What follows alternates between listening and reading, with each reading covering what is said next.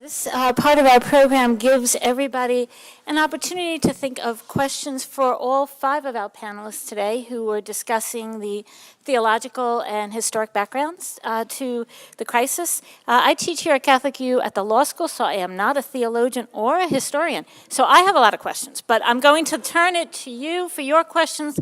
I only ask first that you keep your questions as brief as possible so that we can get to as many people's questions as possible. And also, if you indicate whether it is for a particular speaker or for the panel more generally, that would be very helpful. And microphones are making their way around, so please let me know if you have questions. And I believe there's a question right behind you, the gentleman in the red jacket. Hi, thanks so much for coming in today. I just have some news. I found on Facebook today, of all things, that the Pope came out and admitted to sexual abuse of nuns by priests. I just wanted to know if you know anything about why this is coming to light now and what's being done for justice for this nuns, and is there any history of that in the church? I don't know if any of you are aware of that at all.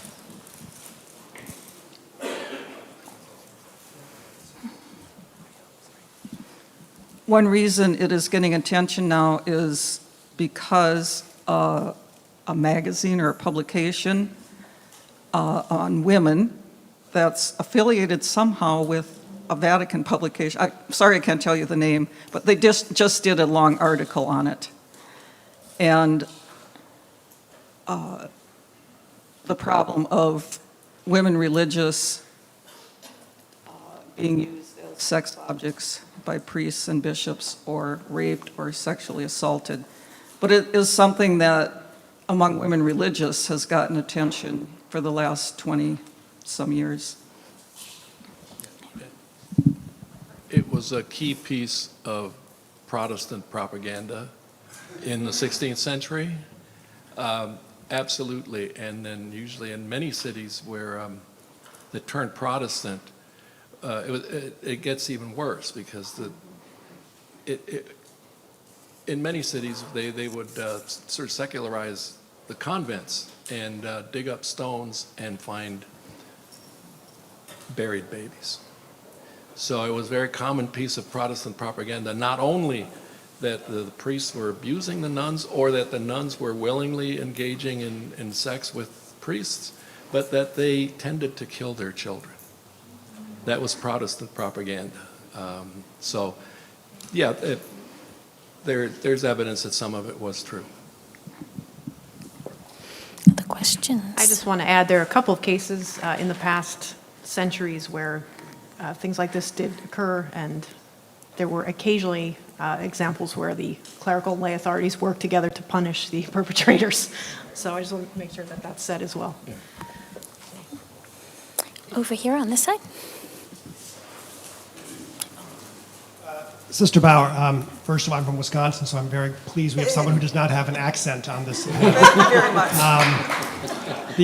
You mentioned that there are situations where the laity may be consulted with and they may give their opinions on matters they have knowledge of. In labor management relations, a labor union has certain things they bargain over, but there's other issues of which the union only has the right to consultation. Labor movement has understood this to mean it has to be informed, and therefore, if it's a consult with management, they must have access to any document or information that management would use in making the decision. Is that either understood or implied in canon law when the laity are consulted with? They have the same access to the There are canons on when the law requires a superior to consult an individual or a body, such as a council. There are canons on how they must be convened. It doesn't say explicitly that they need certain information. My experience is, though, you have to get yes. For example, the Diocesan Finance Council is one that is consulted and in some cases must give consent in order for certain financial transactions. So they would need the necessary information. My own experience in my Benedictine community, and thank you for quoting the need to bring things to council, what we call council or chapter. The more important matters you bring to the whole community, and you listen to the young because the Holy Spirit often speaks to them. So there are lists of things both in the Universal Code of Canon Law and in the proper law of religious institutes for which the superior must either consult that council or that chapter or get the consent. And if you don't do that and you go ahead and place the act, it's invalid. But yes, they have to be convoked and et cetera. But you also have to look at the particular law of the diocese, or, for example, if it's a religious community, the proper law of the institute on more specifics. In our institute, it is possible to participate in a chapter via electronic means. So I get to sit in my easy chair here, while the sisters at St. Benedict's, love ya, get to sit in the wooden dining room chairs. And I can say whatever I want, et cetera, but that's in our proper law that we will do that. But so you always have to look at not just the code, but any, because not all the law of the church is in the code, the first thing you learn in canon law school. You have to look at other documents and then particular law. I'd like to turn it over to Matt if we've gotten any questions online. Just a question for Sister Nancy. As a Benedictine, you're familiar with the practicality of the role of St. Benedict. I love the rule. How can the laity look to the role for guidance/inspiration to heal the church in the wake of the crisis? You know, I have often thought that the church, we are part of the church, obviously, but we have centuries of experience of consultation and superiors having to consult before making decisions, major decisions. And I really think we could be used as an example. We could offer some of the wisdom that we've acquired on how you can go about that. The superior is never forced to do anything. When the superior needs consent, it means she has the permission to do it, but it's not a demand to do it. And it's the same with the bishop, with the finance council. It gives him the permission to place certain financial transactions, but he's not required to do it. But if you're not going to follow the consent or the consultation, there should be some obligation to go back and explain. Now, anybody who's ever been in any superior position, like of a religious institute or a diocese, there's always something that the superior knows confidentially that they cannot share. That's sometimes where the tension comes in.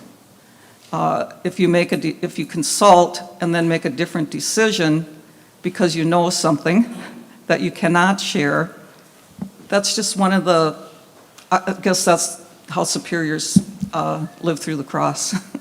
But I'm sure that's part of bishops too. They know things about priests that the rest of us don't know and that they can't share, because priests do have, the code also provides us the right to our privacy and to a good reputation.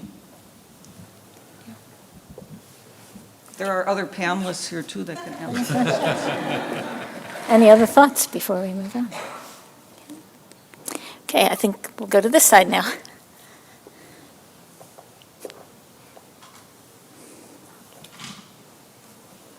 Thank you for the opportunity. This is for Dr. McShea.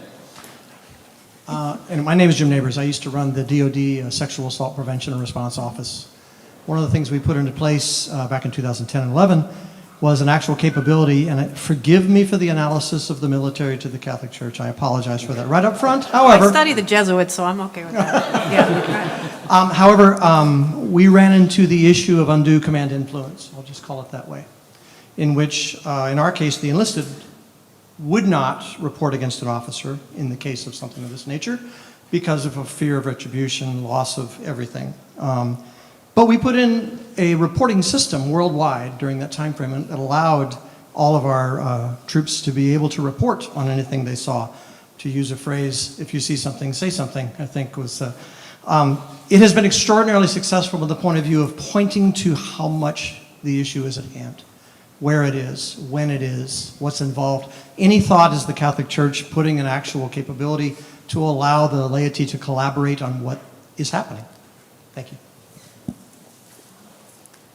In terms of a similar structure of reporting? System. Yeah, I mean, I'm not entirely an expert on the current ways of reporting to chanceries, et cetera. So I can't really speak to that very well, so, yeah.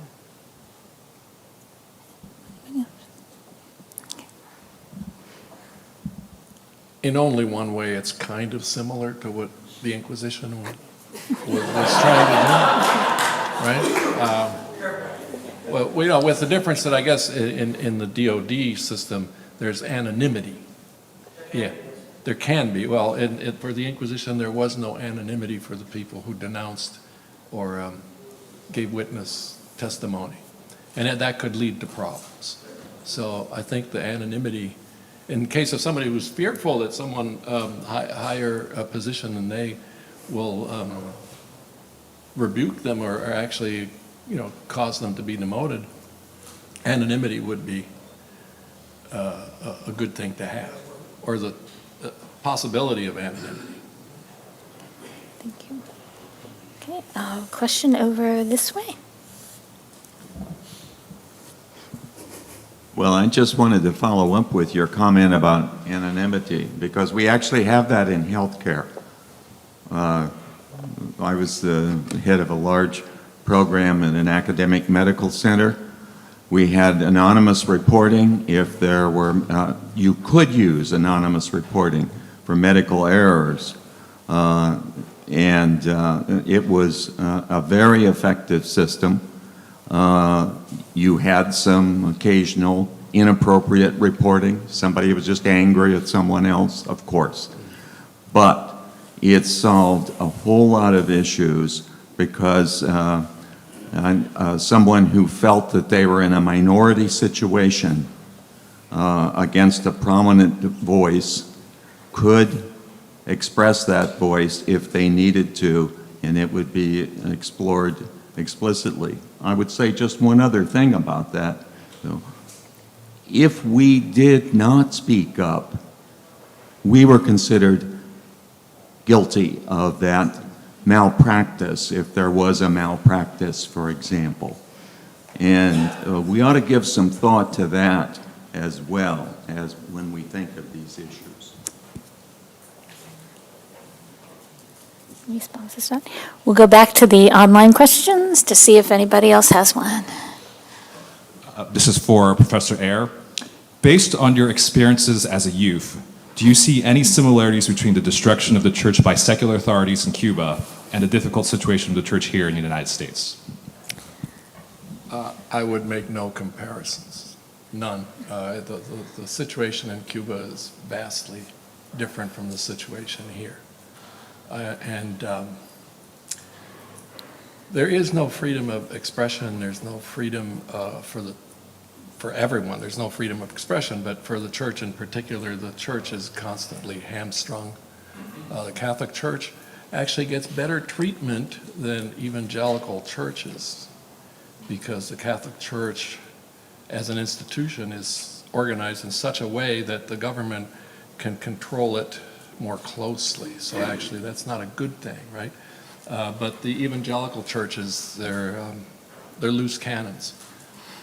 So actually the fact that the Catholic Church is so well organized and that its episcopacy has, for the sake of staying in business, agreed to be subservient to what the state says, the church has been compromised.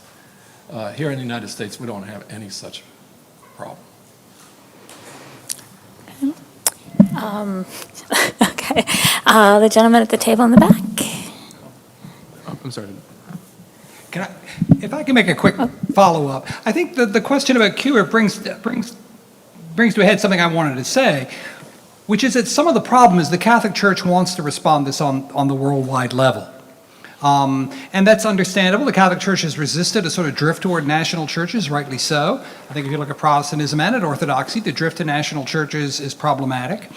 But here, there's a real difficulty in that you do have churches in some parts of the world, particularly communist countries, Cuba, Vietnam, China, and perhaps in some Muslim countries, where things like complete transparency, we open up all files to everybody, is far more problematic in a place where fairly oppressive state authorities are very difficult partners for the Catholic Church. So I think some of the hesitation at the worldwide level is trying to form a set of rules that would be the same, or structures that would be the same everywhere, when it's one thing in Cuba or China, another thing in, say, Turkey, and a quite different thing in the United States.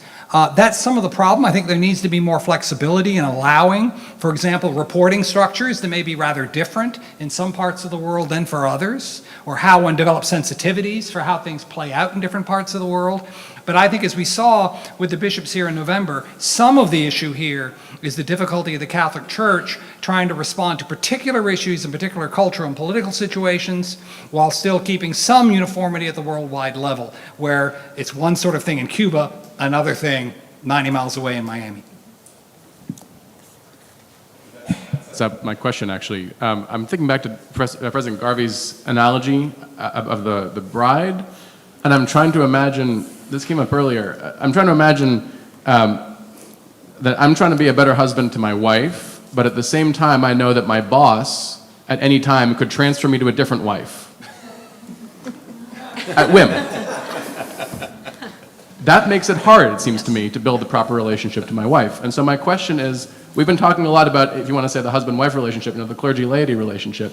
What needs to change in the governance structures of the clergy, in particular their relation to Rome, in order to make it possible for the laity to have the kind of voice that they need to have in relation to our American clergy? That's a good question for anybody. To continue the analogy, when your boss transfers you to another wife, your former wife still has to remain faithful to the new person transferred to her place. So even if she has no basis, and also in the marriage analysis, it works very well, but marriage also involves two people freely saying the same vows to each other. So there's a certain limit to that. So the marriage metaphor works on a mystical level, but I'm a little more comfortable sometimes speaking as a historian with some of the juridical norms and structural, even though we sometimes want to move away from that. I do think just this simple issue of moving pastors and bishops too much, it's really a fairly new phenomenon. I think I was not aware until recently that the term limits on pastors is as recent as the early 80s in the United States. So it strikes me that that's a fairly recent change, and the way things seem now as if they're sort of, we often assume that it's the way it's always been, and it really has not been. So I think changes like that, rethinking maybe term limits on pastors, that gives them a little more clout speaking to their bishop if they know that their job is more secure.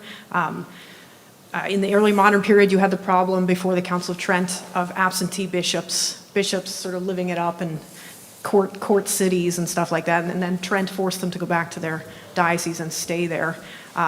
So they had the problem of absentee bishops. We have the problem of moving on up bishops, maybe, and sort of we need to kind of deal with that issue. I don't mean to make light of it. It's something that maybe we can discern at this moment as maybe an issue that we didn't realize it was an issue before. So that's just one thing I would throw in there. Anyone else would like to add?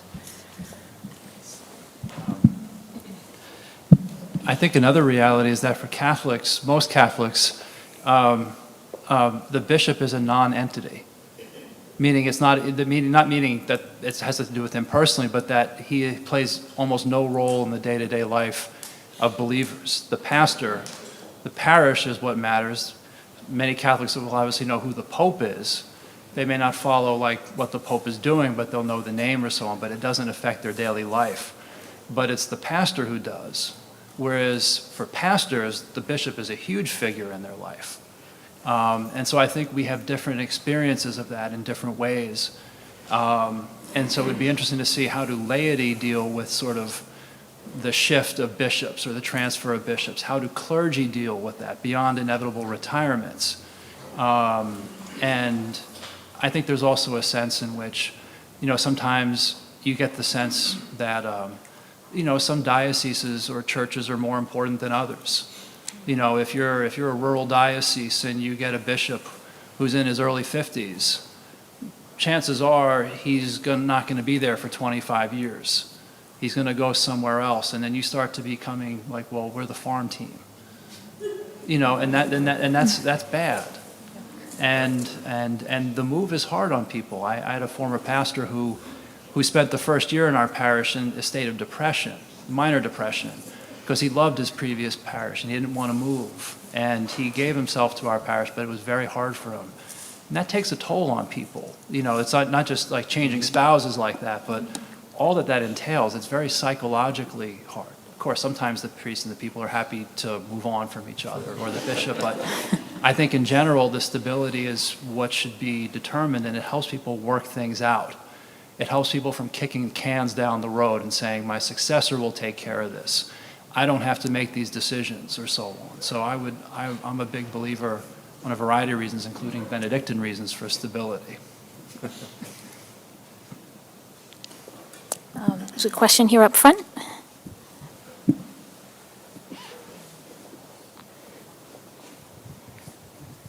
Thank you. One of the issues that hasn't been talked about, but maybe a side issue, is the civil rights of clergy. And I just wonder if anyone on the panel would like to comment on what may or may not be progressing in that direction.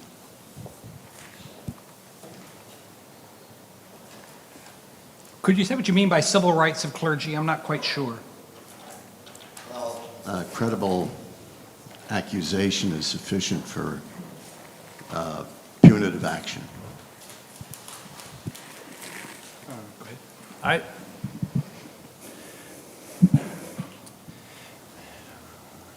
I think this is a case where the upsides of the Dallas Charter, which have, I think, contributed to a decrease in sort of the tolerance of clerical sexual abuse.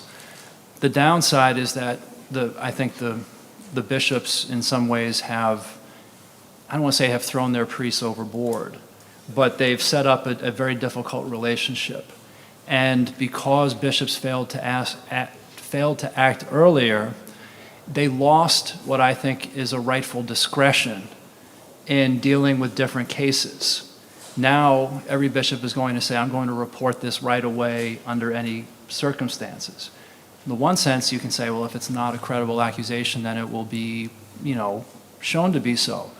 But there are priests who are in limbo, and there are priests who can't get their good reputation back, and they have no way of protecting themselves. And they can be put out of their rectories. They have to bear a real cross with that.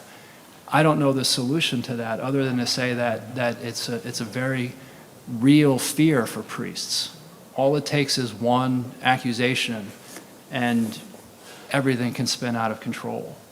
And I think this is a further damage of the bishop's failure to act earlier because they used their discretion wrongly in the past, not all, but some or many. And now they've lost that ability to use discretion. First, I think lay people suffered because of that, and then now I think a number of priests suffer because of that. I know Cardinal Dulles was a strong proponent of raising this issue about the rights of priests. Beyond that, canonically, I have no confidence, but it's an ongoing cross, I know, for many priests. Can I add something? So the civil rights issue comes up also. We have this phenomenon of attorneys general of various states sort of targeting the church in particular, choosing not to necessarily look at other institutions. This is partly the issue, right, you're raising. And that's a serious issue, and I think it should give most Catholics pause to some degree, even if they feel like at this point we don't necessarily have options outside of that in some ways, as long as the leadership of the church continues to delay. To me, this question that I think the civil rights of priests is genuinely something potentially in danger in certain states, I don't know, I'm not an expert on the legal aspect, just underscores the need the bishops to respond more and allow the laity to help, because I would much rather see internal ecclesial mechanisms of lay investigation and ability to kind of address this problem before referring all accused priests immediately to the secular arm that is obviously no longer Catholic in most places. So I think it's a serious problem, and it makes the need for sort of lay co-responsibility all the more urgent, in my opinion. That's all I would say to that. So. Question right back there. Hi, this question is aimed at anyone on the panel, but it was provoked by questions that by things that Dr. Ruddy said. So I'm feeling sort of a relationship here and maybe a tension between, on the one hand, trust, and on the other hand, structures of accountability. Now, I think having more structures of accountability put into place sound like a good idea. On the other hand, they could just be, partly the reason they're needed so much is because people don't trust one another anymore. And they could just be a new place for people to be mistrustful and be wary. So apart from structures of accountability, what can be done to get people in the church, laity, ordinary priests, bishops, to trust one another more so that they have a little bit more room to work together?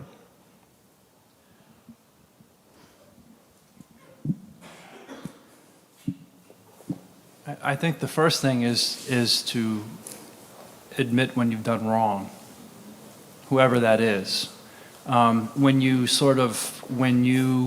stop trying to cover your rear end and you just say, I dropped the ball on this, or I messed up, I did something wrong, and you take the hit for it.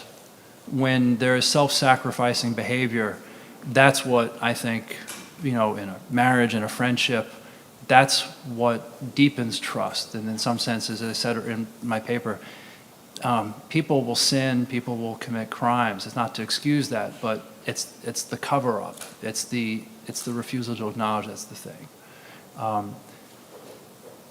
Are structures of accountability and trust inversely proportional? I wouldn't say that. I'm not saying that you say that, but I just would like to see more genuine repentance, not just on bishops, but on whomever's part, that costs something. That's not just words. Maybe one last question from our online audience. This could be for anyone, but in particular, it's for the historians and for Professor Root. In the past, there were definite sacral components to lay offices, for example, the coronation of monarchs. Especially in that light, what effect did the collapse of Catholic monarchies, especially in the wake of the French Revolution and World War I, have on the sort of the influence of the laity? Well, I guess that I've laid myself open to questions like that with some things I've said and written. So, I mean, my general point that I recently argued in one article, a short article, it did sort of,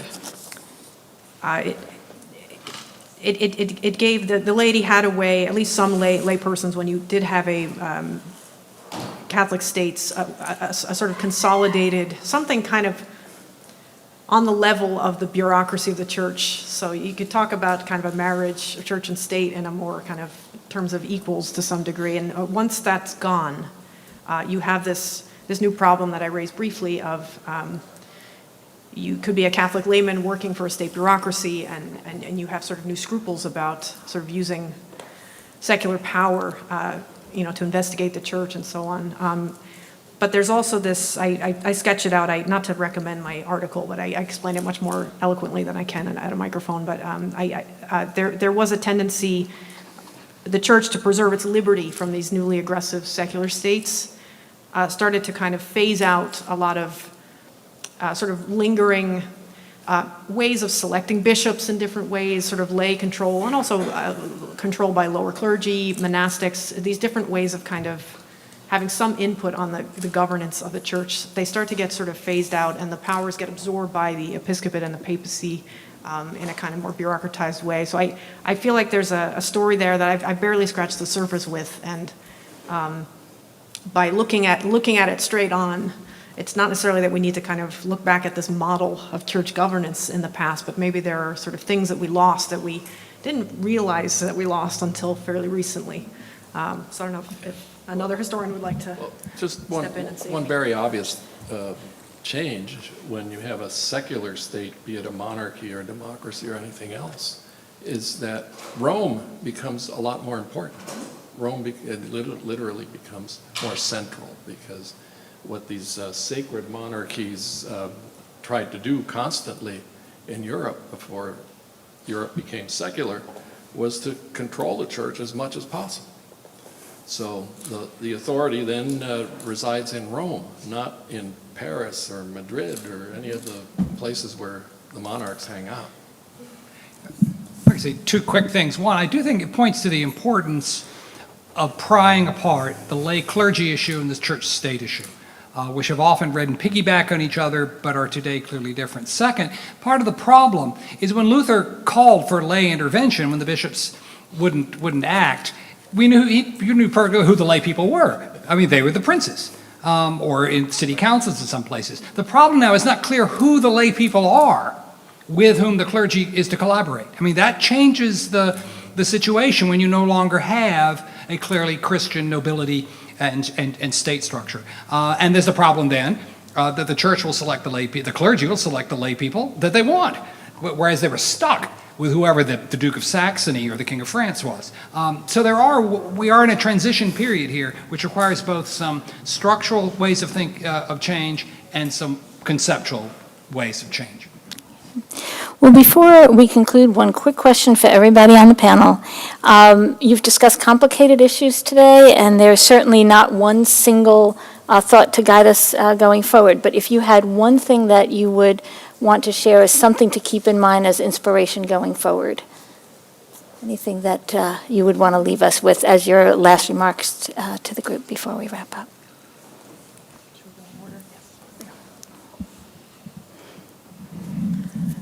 I've done a lot more thinking about holiness in relation or since this happened, and have been very conscious of looking for holiness, and I'm surprised at how much of it I see and find in not only the Christian faithful, but all the people I encounter.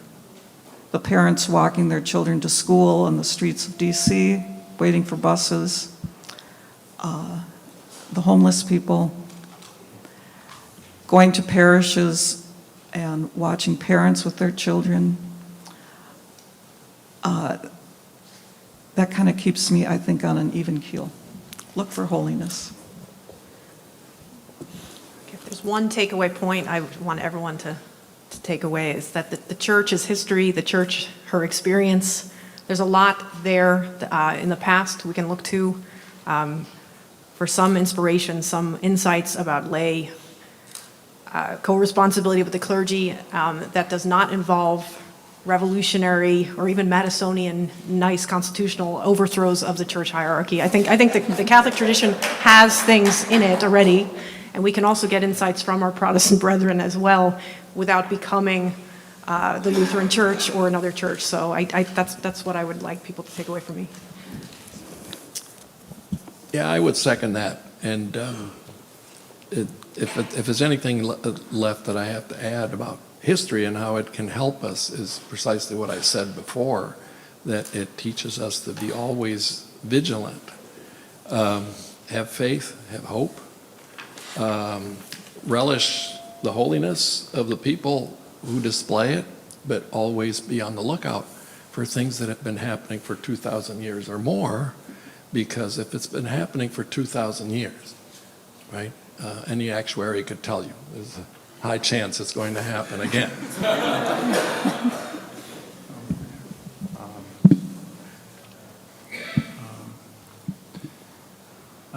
One would be that the truth will set you free. And I think people, at minimum, have to stop telling lies or misdirecting things and speak truth wherever they are in the church or the world. And I think, I mean this in a positive sense, I sometimes have heard the phrase keeping your powder dry. And I think that one thing that this crisis has brought home to me, in a way that I think even 2002 didn't, was that you can sometimes say, well, now's not the time to speak or act or do something. I have to keep my powder dry for something in the future. And I think, in one sense, I don't mean to be militaristic about this, but that I think that the crisis that the Catholic Church in the U.S. is undergoing right now, both internally and I think in different ways in its engagement with the broader culture, the point is not to sort of start firing away violently, but I think to be able to speak truth and to not be afraid of consequences with that. To do so, to speak the truth with love, but to do so with boldness.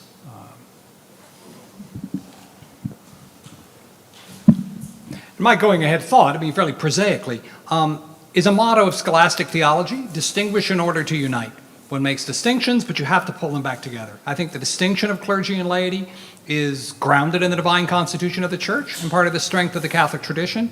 But one distinguishes always to unite. We're not going to deal with these issues except by the collaboration and cooperation, the unity of clergy and laity together. We need to distinguish, but always to unite. And conveniently, Dr. Root has the microphone, so I will turn this back to him to call our session to an end. Let me thank you all for coming. I hope you've found this informative and helpful on the way forward. I would note this was designed to be part of a unity. This and the following two. This was sort of an introduction, in some ways rather abstract, historical and theological. Well, abstract theologically, history always ends up being more concrete.